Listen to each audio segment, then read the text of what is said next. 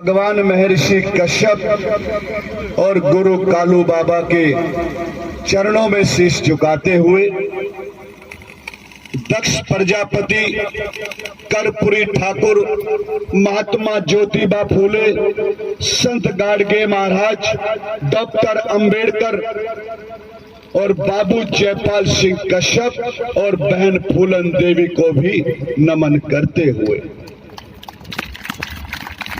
आज 17 अति पिछड़ी जातियों का 5वां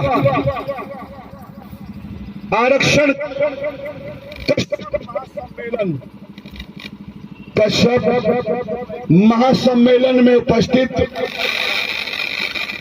मेरे सामने बैठे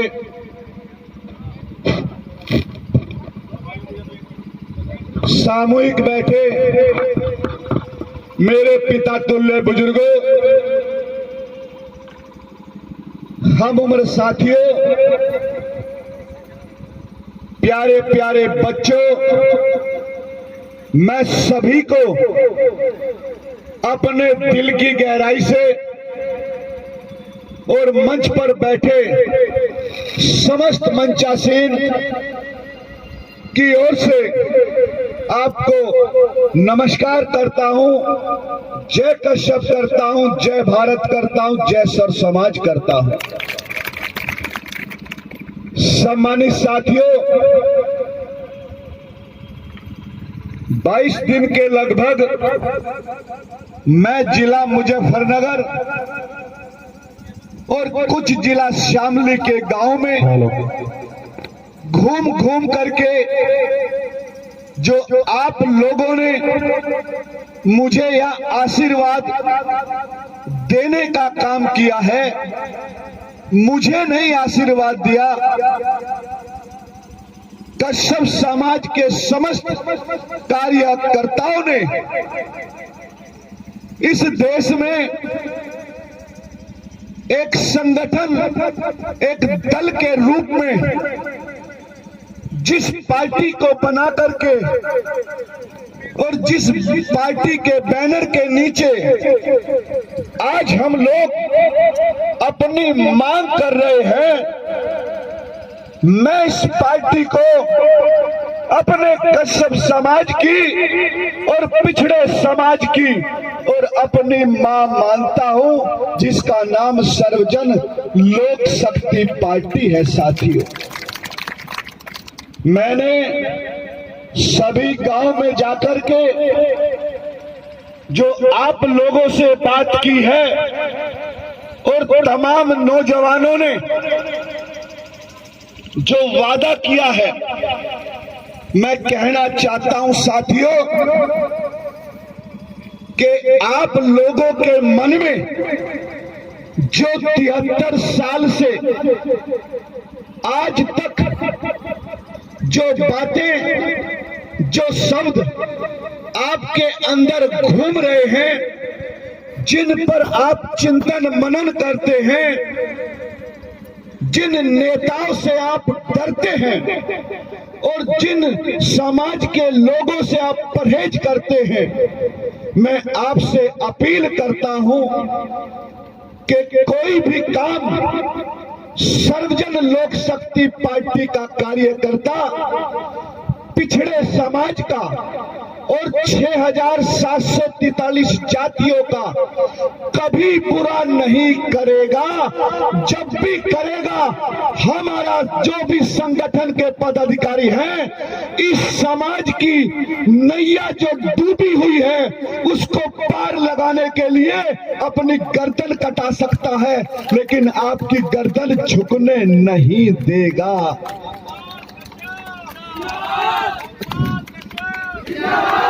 ये मैं मंच से इसलिए घोषणा कर रहा हूं, शायद आपको अगर गांव के अंदर मैं ये बताता तो आपके अंदर कुछ दूसरी बात आती। क्यों?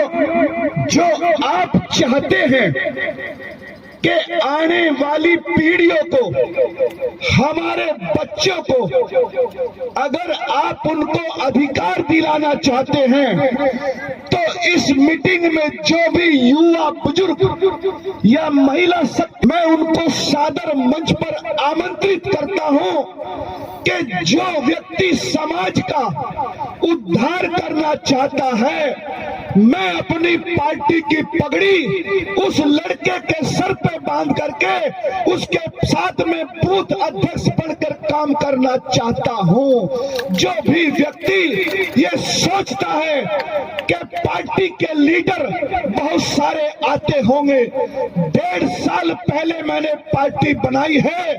मैं 4 साल के लिए निर्वाचन आयोग ने मुझे राष्ट्रीय अध्यक्ष बनाया है। साथियों, 4 साल की बात छोड़ो, अगर आज भी कोई व्यक्ति ये चाहता है कि मैं इस समाज की लड़ाई, इस समाज के साथ और पिछड़े समाज को लेकर के लड़ना चाहता हूं, तो ओमपाल कश्यप और उसकी धर्मपत्नी उसको आगे बढ़ाने के लिए और अपना बेटा मान करके उसको पालने का और उसके साथ काम करने का काम तैयार कर रहे हैं। साथियों, तैयार हूं मैं। ये मत सोचना कि मैं ओमपाल कश्यप आकर के आपके ऊपर राष्ट्राध्यक्ष बन करके मैं किसी तरीके का बोझ बनना चाहता हूं। नहीं साथियों, ओमपाल कश्यप इसलिए आपके बीच में आया है कि मैं कुछ बातें, कुछ मुद्दे आपके बीच में रखना चाहता हूं और उन बातों से, उन मुद्दों से अगर आपको उचित लगे तो जरूर ओमपाल कश्यप का साथ देने की कोशिश मत करना, इस सर्वजन लोक शक्ति पार्टी का साथ देने की कोशिश करना। साथियों, ओमपाल कश्यप इस दुनिया से जा सकता है, मेरे साथ किसी को जुड़ने की जरूरत नहीं है। मेरी मौत हो सकती है, लेकिन सर्वजन लोक शक्ति पार्टी की मौत नहीं होनी चाहिए। साथियों, आज तमाम पार्टियां बनी हैं देश में, चाहे सपा, बसपा, भाजपा, उनको बनाने वाले चले गए, लेकिन वो पार्टियां नहीं गई हैं, वो आज भी जिंदा हैं। अगर मैं संगठन के माध्यम से इस देश में समाज की तो साथियों रामदेव का भी था, जो रामलीला ग्राउंड में लगभग 15 लाख लोग इकट्ठे हुए थे, लेकिन सत्ता में वो पावर होती है कि वो उनको जनाने कपड़े पहनकर रामदेव को मंच से भागना पड़ा था। साथियों, लेकिन सर्वजन लोक शक्ति पार्टी के तत्वाधान में आप देश के प्रधानमंत्री की कुर्सी को भी चुनौती कर सकते हैं, क्योंकि साथियों जिस निर्वाचन आयोग में सपा, बसपा, भाजपा की पार्टी की फाइल रखी है, उसी अलमारी में दिल्ली उस निर्वाचन आयोग में अशोका रोड पर इस सर्वजन लोक शक्ति पार्टी की भी उसी अलमारी में फाइल रखी है। और जिनके राष्ट्राध्यक्ष आपको संबोधित करते हैं, आपके समाज का बेटा ओमपाल कश्यप भी उनके राष्ट्राध्यक्ष से कम नहीं है। हो सकता है देश की प्रधानमंत्री, हो सकता है मोदी हो, लेकिन मेरा मानना है कि देश का प्रधानमंत्री वो भारतीय जनता पार्टी का प्रधानमंत्री हो सकता है। मेरी पार्टी का प्रधानमंत्री तो ये मेरा समाज है और मेरा ये मंच है। साथियों, इसलिए कहना चाहता हूं आपको कि आप ये सोचेंगे कि 17 अति पिछड़ी जातियों की लड़ाई क्यों नहीं लड़ पाए, क्या हमें लड़नी नहीं चाहिए? आपने सोचा कि हम कम उपस्थिति दर्ज करा करके ओमपाल को यहां से भगा देंगे।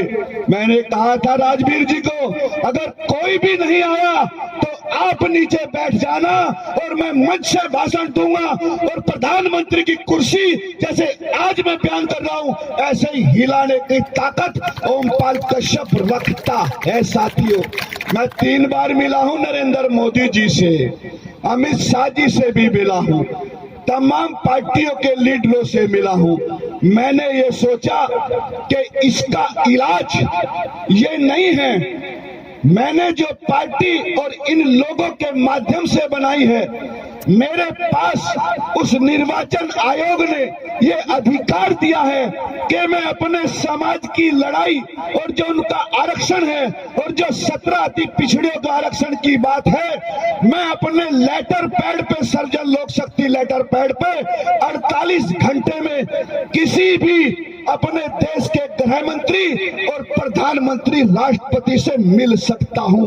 ये पावर मुझे इस पार्टी ने दी है साथियों, ये मुझे पावर दी है। इसलिए मैं कहना चाहता हूं, सरकार से मिला हुआ अधिकार वो जो देश के प्रधानमंत्री को मिला है, वो ये अधिकार आपके समाज को भी मिला है।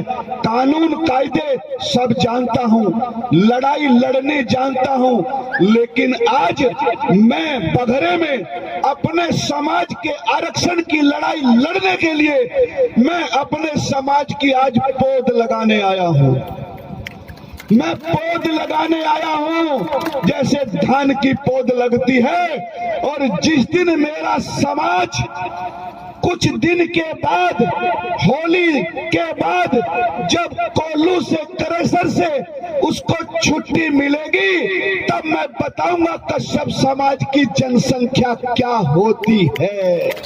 अभी तो मेरा समाज अपने परिवारों को पालने के लिए आज वो अपने काम काज में उलझा हुआ है, लेकिन जितने भी आए हैं मैं तो इनको लाखों की बराबर मानता हूं साथियों। क्योंकि साथियों जो आए हैं आज वो क्रीम आई है और हर व्यक्ति के पीछे हजारों लोगों की ताकत मुझे नजर आ रही है साथियों। और रही लड़ाई की बात साथियों, आरक्षण की बात अगर शुरू हुई थी तो बाबू जयपाल सिंह कश्यप जी जो हमारे आदर्श थे, जिनकी अगुवाई में आप लोगों ने 5 लाख लोग दिल्ली जा सकते हैं और 8 लाख लोग मेरठ जा सकते हैं। 45 साल पहले साथियों, 45 साल पहले अगर वो 5 लाख 8 लाख जा सकते हैं, तो अब वो समाज लगभग 20 और 25 लाख हो चुका है साथियों। 20 और 25 लाख हो चुका है। मैं बाबू जयपाल सिंह कश्यप के कर कमलों द्वारा मैं दोबारा से उसी आंदोलन को और बल प्रदान दे करके जो बाबू जयपाल सिंह कश्यप जी चले गए थे और उनके बाद उनके मिशन के और उनके संगठन के जो टुकड़े टुकड़े हो गए थे, मैं उन टुकड़ों को दोबारा से जोड़ करके वही प्लेटफार्म मैं आपको देना चाहता हूं जो बाबू जयपाल सिंह कश्यप ने दिया था साथियों। और फिर दोबारा से आज जब मोदी जी की सरकार है, इससे पहले भी बहुत सारे नेताओं की पूर्ण बहुमत की सरकार आई थी। इंदिरा गांधी की कुर्सी को हिलाने वाला यही समाज था और इसी समाज का बेटा बाबू जयपाल सिंह कश्यप था। और आज उसकी जो मोदी जी बैठे हुए पूर्ण बहुमत में, आज वही समाज अगर बना सकता है मोदी को, तो फिर ये ओमपाल कश्यप आपके नाम को लेकर, आपके साथ को लेकर उसको बिगाड़ भी सकता है साथियों। अरे जिस कुर्सी पर सत्ता के मत में चूर होकर के जो भारतीय जनता पार्टी अपने बल पर बन करके बैठी है, उसमें अगर 4 पाए लगे हैं, अरे 2 पाए समाज के सैनी, प्रजापति, सेन, पाल और जो 17 थी पिछड़ी जाती है, 2 पाए उनके भी लगे हुए हैं। अगर 2022 से पहले 2021 तक अगर हमें आरक्षण नहीं दिया, तो ये मान के चलना 2022 में हम अपने पाए वापस हटा लेंगे। जो देगा हमें सम्मान, उसी को देंगे हम सम्मान साथियों। और मैं आपसे और बात कहना चाहता हूं, कि मैं कई बार आपके मंचों पर इमोशनल हुआ हूं। आपने देखा होगा, कुछ लोग यहाँ बैठे होंगे, लोग मेरी मजाक करते हैं कि ओमपाल कश्यप को भाषण बहुत अच्छे हैं देने के लिए, ये बहुत अच्छा बोलता है, आंखों में आंसू ला करके जनता को बुला सकता है क्या कोई आदमी जो हंसता हुआ रो सकता है? कोई रो सकता है क्या? अरे मैं रोता हूं तो अपने अधिकारों के लिए और अपने समाज के उन बच्चों के लिए जिनकी गर्दनें रोज कटती हैं, जो माताएं बहनों का आंचल सुरक्षित नहीं है। और इस भारत देश में 26 करोड़ व्यक्ति सुरक्षित नहीं है। 2 करोड़ सुरक्षित हो सकते हैं, 1.5 करोड़ हो सकते हैं, 1 करोड़ हो सकते हैं, लेकिन 26 करोड़ वाला समाज सुरक्षित नहीं है। और अब 26 करोड़ वाला समाज ये बता देगा कि 11 करोड़ में देश का प्रधानमंत्री बन सकता है। अरे कश्यप समाज एक नहीं 2 प्रधानमंत्री बना सकता है, इसे ताकत रखता है। और ये मुहिम मैं गांव-गांव जाकर के इसको बताने का काम करूंगा। मैं वो राष्ट्रीय अध्यक्ष नहीं हूं कि मैं 1 लाख की भीड़ और वीआईपी मूवमेंट में जाऊंगा। अरे जब काशीराम पैदल चल करके चप्पल फटी हुई पहन करके और फटे कपड़े पहन कर सके और उस समाज को तैयार कर सकता है जिसको दबा कुचला और पता नहीं क्या कहा गया, अगर वो कर सकता है तो फिर बाबू जयपाल सिंह कश्यप का ये सिपाही भी जरूर अपने समाज को कर सकता है साथियों। क्योंकि मैंने टारगेट लिया है और खाली कश्यप समाज ही नहीं, मेरे साथ मेरे मित्र जो बाबूराम प्रजापति जी हैं, सतीश सैन जी हैं, मेरे साथ में न्याय पार्टी के एसपी सिंह जो अपनी पार्टी के राष्ट्रीय अध्यक्ष हैं, बिजनौर में भी हमारे साथ रहे, हमारे साथ चंद्रपाल जी हैं, हमारे साथ भोपाल जी हैं, हमारी बेटी नेहा कश्यप है, हमारे पास बहन सुनीता कश्यप है, सतीश पहलवान जी हैं, और जिनकी अध्यक्षता में कार्यक्रम हो रहा है, जो मेरे पिताजी जैसे हैं, जरा खड़े होकर तो बता दे करो कि मैं आज के कार्यक्रम का अध्यक्ष हूं। अरे अगर इधर आइए मेरे पास, यहाँ आइए।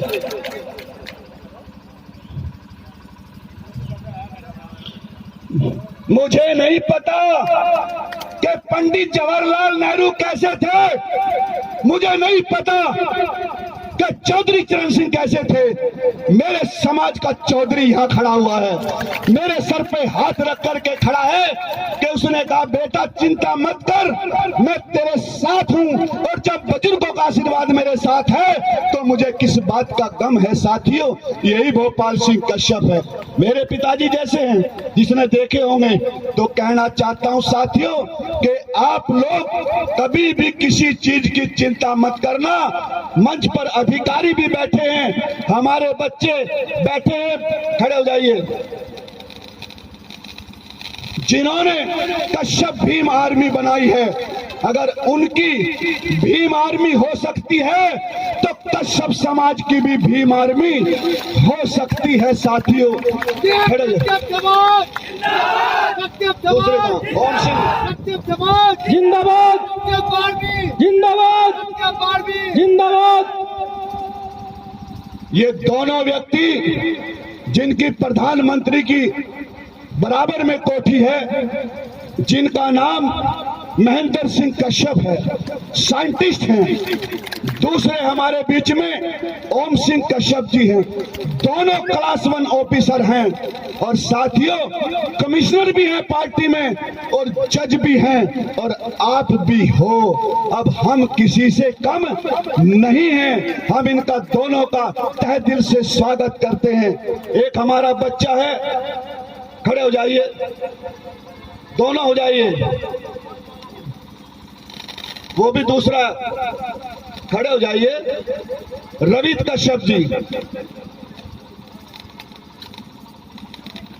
इन बच्चों ने कसम खाई है कि हम जब तक जिंदा रहेंगे समाज के लिए जिएंगे और समाज के लिए मरेंगे साथियों। ऐसे युवाओं को आगे बढ़ाना हमारी नैतिक जिम्मेदारी बनती है। और मेरे मैनिफेस्टो में जो आज का कार्यक्रम है, जो मुझे भाई ने कहा कि विकलांग लोगों के लिए भी मांग है, मैं कहना चाहता हूं इस पर भी हमने चिंतन किया है और अपने मैनिफेस्टो आज के प्रेस नोट में आपकी भी बात जरूर रखी है। धन्यवाद। बैठ जाइए। नहीं आगो बजो। पहलवान तो यहाँ भी है पीछे, लेकिन हिंद केसरी भी नाम सुना है किसी ने? हिंद केसरी वैसे ही नहीं बनती है, ये इस बेटी का भी मंच है और ये बेटी हमारी है, हम सब की है। सतीश पहलवान की बेटी ये जब तक थी, जब तक ये तो चोटी वाली स्कूल में जाने वाली बेटी थी, आज ये हिंद केसरी है। आज ये कश्यप समाज के 26 मेरे भाई, मेरे पिता तुल्य बुजुर्ग इस सम्मेलन में 17 पिछड़ी जातियों को लेकर जो आज यहाँ मंच सजाया है, मैं आप लोगों का बहुत बहुत आभार प्रकट करती हूँ। एक बार अपने लिए जोरदार तालियों से स्वागत करूँ। मंच पर विराजमान सम्मानित सर्वजन लोक शक्ति पार्टी के राष्ट्रीय अध्यक्ष माननीय ओमपाल कश्यप जी, इनके लिए भी एक बार जोरदार तालियों से स्वागत करें। महासचिव राजवीर कश्यप जी, महेंद्र जी, रामशरण जी, सभी सम्मानित मंच पर सभी सम्मानित मेरे भाई बंधु, मैं इन सबका बहुत बहुत आभार प्रकट करती हूँ, पार्टी की ओर से धन्यवाद करती हूँ। आज 17 जातियों को लेकर ये महामंच या महामेला या महासम्मेलन कह लीजिए, आज ये लगाया है। ये 17 जातियों का मेला है। इस मेले में सर्व समाज के सभी भाई बंधु और मातृशक्ति का स्वागत है। अब हमने ये एक मिसाल जगाई है, लेकर चले हैं कि 17 जातियों को आरक्षण है, नहीं तो हम लोग आप लोगों को बनाना जानते हैं, सरकारों को तो बिगाड़ना भी जानते हैं। इन 17 जातियों ने और सर्व समाज ने मिलकर जो सरकार बनाई है, इन्होंने हमारे हक अधिकार की कोई बात सुनी नहीं है। जैसे पहले वक्ताओं ने भी सारी बातें रखी कि हम लोगों ने आरक्षण मांगा, हमें आरक्षण चाहिए, इन्होंने आरक्षण नहीं दिया। 40 साल से बाबू जयपाल कश्यप जी ने आरक्षण मांगा था और वो पास भी हुआ, लेकिन हमें मिला नहीं। क्या कमी रह गई हम लोगों के संघर्ष में, जो ये आरक्षण हमको आज तक मिला नहीं है? इस आरक्षण को ना मिलने की एक कमी है हम लोगों का आपस का संगठन। जब तक हम सब संगठित नहीं होंगे, एक नहीं होंगे, तब तक कोई भी लड़ाई लड़ी नहीं जा सकती। इसी लड़ाई को लड़ने के लिए आज माननीय ओमपाल कश्यप जी और इस सर्वजन लोक शक्ति पार्टी की टीम ने बीड़ा उठाया है। इसमें सर्व समाज का स्वागत किया है कि आओ हम सब मिलकर पिछड़े, अति पिछड़े, दलित और पिछड़े समाज को मिलकर आगे बढ़ाने का काम करें। मैं सुनीता कश्यप सर्वजन लोक शक्ति पार्टी महिला प्रकोष्ठ की राष्ट्रीय अध्यक्ष होने के नाते मैं महिलाओं के पक्ष में भी बात रखना चाहती हूँ। जो मेरी सम्मानित मातृशक्ति आई है, इनके लिए भी एक बार जोरदार ताली से इनका स्वागत कीजिए। कि जब तक हम महिलाओं को बराबरी का दर्जा नहीं देंगे, तब तक हमें भी अधिकार मिलने वाले नहीं है। आज यहाँ मेरे जितने पिता तुल्य बुजुर्ग हैं, मेरे नौजवान भाई हैं, अगर मैं इनके साथ में मेरी माँ और मेरी भाभी और मेरी बहनें होती तो ये ग्राउंड फुल भर जाता। आज ही आपके लिए सुनहरे अक्षरों में लिख दिया जाता कि नहीं, इसमें 17 जातियों में केवल पुरुषों का महत्व नहीं है, इसमें महिलाओं का भी योगदान है। तो भाइयों, जब तक मातृशक्ति आपके साथ खड़ी नहीं होगी, तब तक भी हम पीछे रहेंगे। आप ये सोचकर कि नहीं वो घर पर रोटी बना लेगी, बच्चों को देख लेगी, उसका देखने का क्या फायदा जब हम अपने बच्चों के लिए कुछ काम ही नहीं कर पाएंगे, तो हमें घर बैठ के रहने से भी कोई फायदा नहीं है। हमें अपनी मातृशक्ति को लाना होगा, अपने बच्चों के भविष्य को बनाने के लिए इस मैदान में उतरना होगा। आज देखिए, अगर किसी और समाज का आरक्षण मांगते हैं तो उनकी महिलाएं भी आ जाती हैं, उनके बच्चे भी आ जाते हैं, उनके बुजुर्ग भी आ जाते हैं, उनके नौजवान युवा भी आ जाते हैं। क्यों आ जाते हैं? उन्हें पता है आज अगर हमने लड़ाई लड़ ली तो कल हमारी आने वाली पीढ़ी मौज से आराम से रहेगी, नहीं तो इसी तरह से बेघर बेरोजगार की तरह रहेगी जैसे आज देश में बेरोजगारी है। अब ये हम लोगों को सोचना है, क्या हमें अपने बच्चों के बेहतर भविष्य के लिए 17 जातियों को इकट्ठा होना है या नहीं होना है? जोर से लगा एक बार नारा, कश्यप समाज, कश्यप समाज, कश्यप एकता, सर्व समाज एकता, क्षत्रिय जाति एकता। इसी जोश के साथ में आप लोग अपना होश, आज जो भीड़ इतनी कम मुझे नजर आ रही है, आप अपने मन में संकल्प लें कि नहीं, आगे से हम अकेले नहीं आएंगे। अगर सुनीता यहाँ खड़ी हो सकती है, ओमपाल भाई साहब की मिसेस खड़ी हो सकती है, और राजवीर भाई साहब की और अन्य महिला आ सकती हैं, तो क्या आरक्षण ही नहीं चाहिए या मुझे चाहिए? आप लोगों को नहीं चाहिए? आप लोगों को चाहिए ना? तो संकल्प लीजिए, अगली बार जब हमारा इस प्रोग्राम होगा तो आप महिलाओं के साथ आएंगे? जोर से बोलिए, आएंगे? तभी हमारे सारे बिगड़े काम बनेंगे, नहीं तो हम अकेले बैठ कर यूं ही लड़ते रहेंगे, सभाएं करते रहेंगे, उसका कोई निर्णय निकलने वाला नहीं है। देखो, आज जनगणना की जाए तो 17 जातियों में इन्होंने आरक्षण नहीं दिया।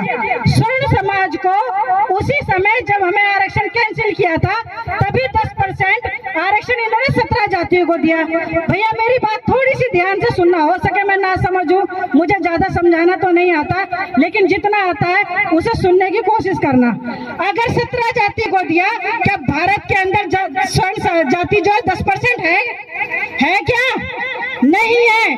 अगर आप जनगणना करवाओगे ना तो 10% भी स्वर्ण समाज नहीं है, फिर भी उसको 24 घंटे के अंदर इन्होंने आरक्षण दे दिया। जो भारत के अंदर 82% जो जातियां हैं, उनके लिए इन्होंने हमारी 17 जातियों के लिए आरक्षण पास नहीं करा। जनगणना के हिसाब से जो जाति ज्यादा होती है, आरक्षण उनके लिए होता है, और स्वर्ण समाज की जाति जो 10% भी नहीं है, उनको इन्होंने 10% दिया। उनके हिसाब से तो 10% भी ज्यादा है या नहीं है?